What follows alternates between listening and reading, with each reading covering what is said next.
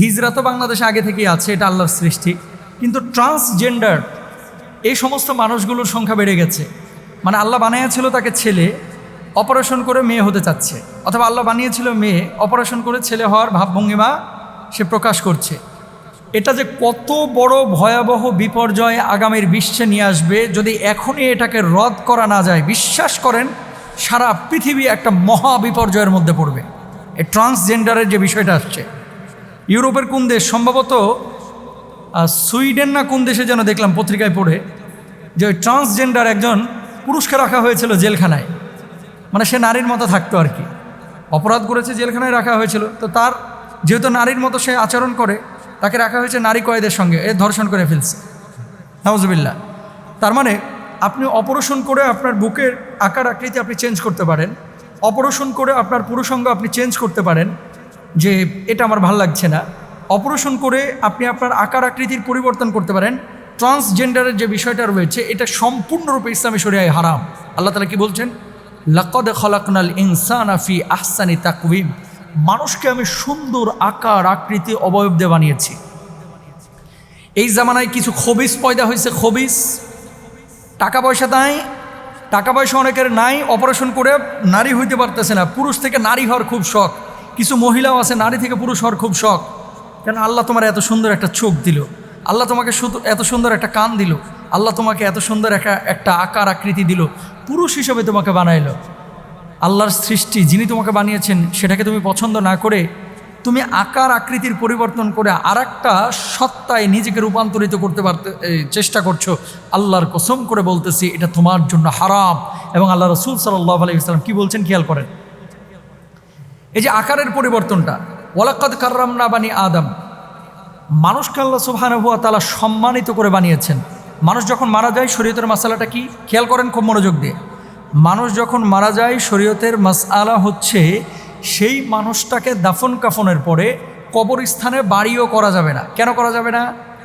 কারণটা হচ্ছে ওয়ালাকাদ কাররামনা বানি আদম, বনি আদমকে আমি আল্লাহ তাআলা সম্মানিত করে সৃষ্টি করেছি। তো মরে যাওয়ার পরে একজন মানুষকে যদি কাটা ছেলা করা নিষিদ্ধ হয়, মরে যাওয়ার পরে একজন মানুষের কবরের উপরে বাসস্থান নির্মাণ করা নিষিদ্ধ হয়, মরে যাওয়ার পরে কবরস্থানের উপরে বসা যদি নিষিদ্ধ হয়, তার সম্মানার্থে জীবিত অবস্থায় একটা মানুষ কীভাবে একটা মানুষকে এভাবে কর্তন করে তার আকার আকৃতি পরিবর্তন করতে পারে। দেখেন আপনাদেরকে একটা কথা বলি, এই ট্রান্সজেন্ডার যে সমস্ত নারী এবং পুরুষ এই বাংলার জমিনে পয়দা হয়েছে, এই সমস্ত নারী এবং পুরুষকে সরকারকে বলবো শক্ত হাতে দমন করে এগুলোকে বিচারিক আদালতে দাঁড় করান। কারণ কি, সামনে এমন ভয়াবহ মুহূর্ত তৈরি হবে। আপনার ছেলে হয়ে হিসেবে জন্ম নিয়েছে, এখন আপনার ছেলে বলতেছে কি না আমি মেয়ে হব। মেয়ে হওয়ার জন্য কি করতে হবে? সে তো তার স্তন আনতে পারতেছে না, সে তো তার লিঙ্গ পরিবর্তন করতে পারতেছে না, সে অপারেশন করবে। অনেকে এরকম অপারেশন যারা করে, সারা পৃথিবীর বিজ্ঞানীরা একমত এই ধরনের অপারেশনের কারণে হয় পরবর্তীতে ক্যান্সার হয়, অথবা সে বিকলাঙ্গ হয়, অথবা সে পঙ্গু হয়, তারপরও তারা করতেছে। করবেন না, এটা হারাম আপনার জন্য। ট্রান্সজেন্ডার এটা ইসলাম সমর্থন করে না। এবার আসেন হিজরাদের বিষয়টা। এখন হিজরার বিষয়টা আলী রাদিয়াল্লাহু তাআলা আনহুকে জিজ্ঞেস করা হলো, আলী, আল্লাহ রাসূল সাল্লাল্লাহু আলাইহি ওয়াসাল্লাম যারা এরকম তৃতীয় লিঙ্গের বা যারা হিজরা, যারা নারীও না পুরুষও না, মাঝামাঝি একটা আচরণ করে, এদের ব্যাপারে ইসলামী শরিয়ার বিধানটা কি? অনেকে কিন্তু আপনারা জানেন না। আমাদের বাংলাদেশে হিজরারা হচ্ছে নিপীড়িত, নির্যাতিত, এটা অস্বীকারের কোনো সুযোগ নাই।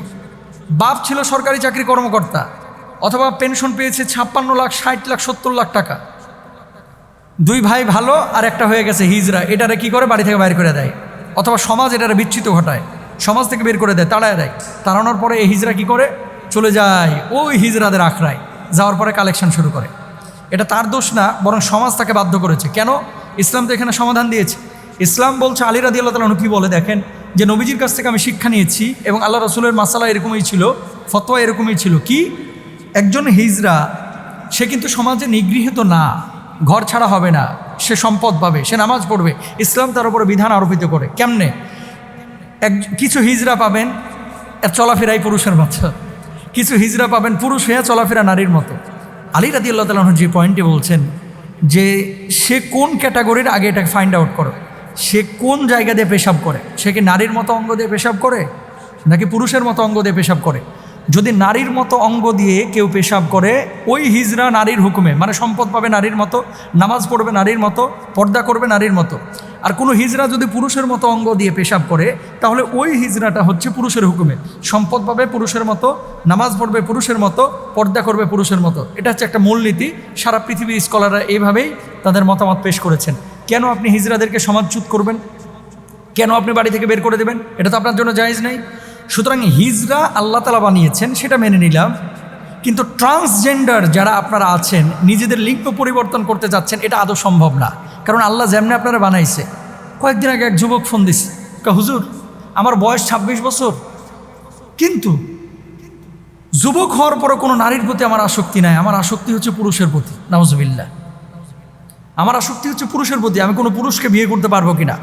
আসলে এদের সাইকোলজিক্যাল প্রবলেম, এটা একটা রোগ। নারী হয়ে নারীর প্রতি আসক্তি, পুরুষ হয়ে পুরুষের প্রতি আসক্তি, এটা একটা রোগ, সাইকোলজিক্যাল। এই ধরনের প্রবলেমগুলো যারা আপনারা পড়েন, তাদেরকে ডাক্তার দেখান এবং হুজুরদের কাছে নিয়ে আসেন। তাদেরকে বোঝাইতে হবে, কাউন্সিলিং করতে হবে, সম্পূর্ণরূপে এই জিনিসগুলো থেকে বিরত রাখার চেষ্টা করতে হবে।